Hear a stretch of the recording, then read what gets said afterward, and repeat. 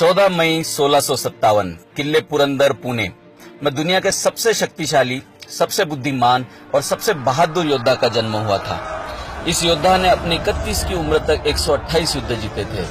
Saint Xavier's को उनकी कब्र से गोवा में एक विशिष्ट समय पर बाहर निकालने की जो प्रथा शुरू हुई, वह इसी महान योद्धा के कारण शुरू हुई थी। यह महान योद्धा एक राजपुत्र था। यह जब 2.5 साल के थे तब इनकी माताजी सईबाई का निधन हो गया था। पिता हर वक्त एक युद्ध से दूसरे युद्ध की ओर दौड़ रहे होते थे, इसलिए इनकी दादी जी, जो छत्रपति शिवाजी महाराज की मां थी, उन्होंने संभाजी राजे के परवरिश की जिम्मेदारी ली। जी हाँ, संभाजी राजे थे ग्रेट वॉरियर। परवरिश शिवाजी महाराज की मातोश्री जीजाबाई ने की थी। अपनी उम्र के 8.5 साल में ही संभाजी राजे 14 भाषाओं के पंडित बन चुके थे। अपनी उम्र के 9 साल में ही उन्हें महाराष्ट्र के रायगढ़ से अपने पिताजी के साथ आगरा के लिए रवाना होना पड़ा था। आप सोच सकते हो कि एक 9 साल का बच्चा घोड़े पर बैठकर 1000 मील किस तरह से गया होगा और औरंगजेब के बंदी बनाए जाने के पश्चात किस तरह से ये एक बच्चा अपने पिता के बिना औरंगजेब का बंदी बनकर रहा होगा। राजनीति का सही ज्ञान संभाजी राजे ने औरंगजेब के बंधन में रहकर ही सीख लिया था।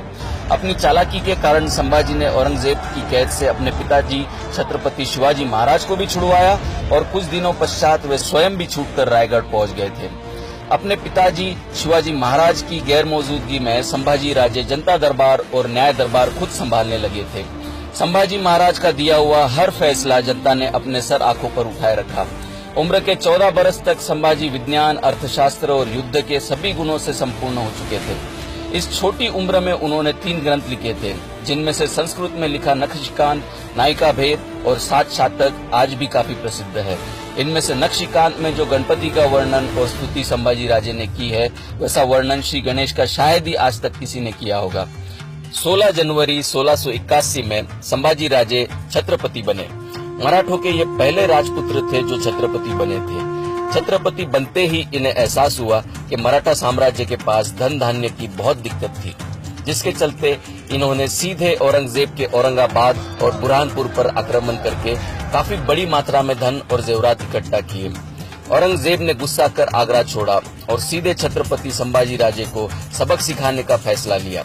मराठों को सबक सिखाने के लिए वो महाराष्ट्र की ओर अपने 5 लाख सैनिक और 4 लाख जानवर, जिनमें ऊंट, घोड़े और हाथी काफी बड़ी मात्रा में शामिल थे, उनको लेकर निकल पड़ा।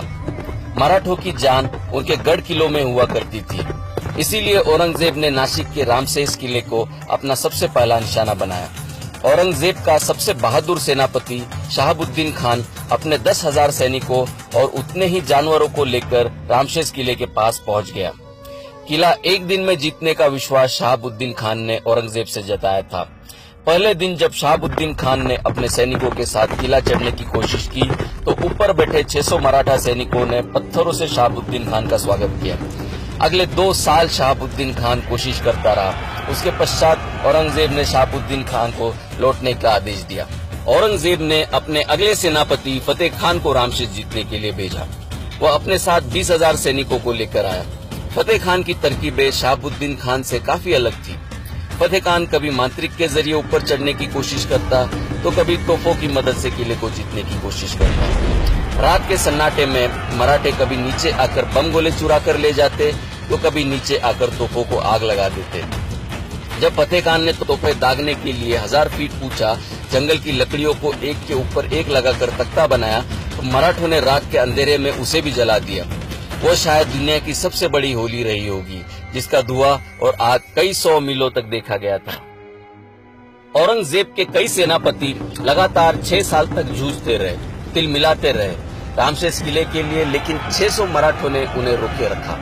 इस बीच संभाजी कई युद्ध जीतते चले गए। संभाजी की सेना मद्रास तक जाकर अपनी जीत का डंका लहरा चुकी थी। गोवा में बसे पोर्तुगीज पर जब संभाजी ने हमला बोला, तो पोर्तुगीज के गवर्नर काउंट दे अल्वोर को सेंट जेवियर्स को उनकी कब्र से बाहर निकालना पड़ा था। इस गवर्नर ने सेंट जेवियर्स से पोर्तुगीज साम्राज्य की रक्षा करने की गुहार लगाई और उसी समय छत्रपति संभाजी राजे को यह सूचना मिली कि औरंगजेब रायगढ़ की ओर बढ़ रहा है, तो उन्हें तुरंत पीछे की ओर मुड़ना पड़ा था। इस दौरान संभाजी कई बड़े बड़े युद्ध जीतते चले गए। एक अंग्रेज लेखक ने उन पर एक किताब लिखी थी जिसमें लिखा था कि छत्रपति संभाजी राजे सत्ता और युद्ध के जीत के नशे में चूर चूर थे। आगे चलकर लोगों ने यह घोषित कर दिया कि छत्रपति संभाजी राजे शराबी थे। अंग्रेजी में लिखे शब्दों का हमारे अपने ही लोगों ने भद्दा शब्दांतरण करके हमारे सबसे महान योद्धा का मजाक उड़ाया। न्याय प्रविष्ट छत्रपति संभाजी राजे ने कुछ कठोर फैसले ऐसे भी लिए थे जिसके कारण उनके एक मंत्री मल्हार चिटनिस बहुत ज्यादा क्रोधित थे।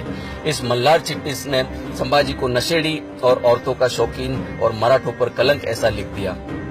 किताब लिखने का अधिकार उन दिनों कुछ गिने चुने लोगों को ही हुआ करता था।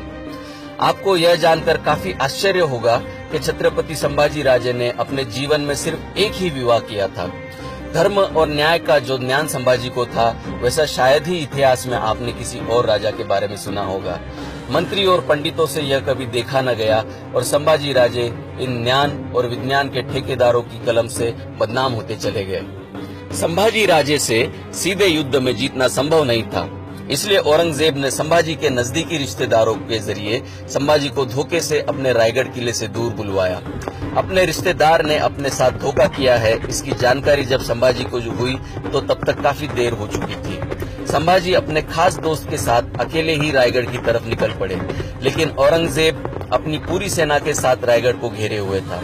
जब संभाजी को निहत्था देख औरंगजेब की सेना ने घेर लिया तो काफी देर तक किसी की हिम्मत नहीं हुई उनके पास जाने की।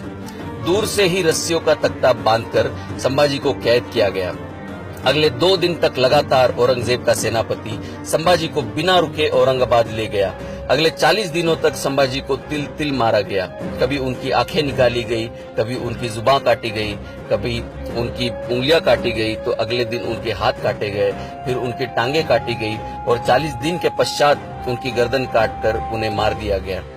11 मार्च 1679 के दिन दुनिया के सबसे महान योद्धा का 31 की उम्र में स्वर्गवास हुआ। कुछ लोग उनकी मृत्यु की इस कहानी में भी नमक मिर्च लगाकर सुनाते हैं। कुछ कहते हैं कि संभाजी ने औरंगजेब का मजाक उड़ाते हुए कहा कि तेरी बेटी मुझे दे दे, जबकि औरंगजेब की बेटी संभाजी से उम्र में 20 साल बड़ी थी।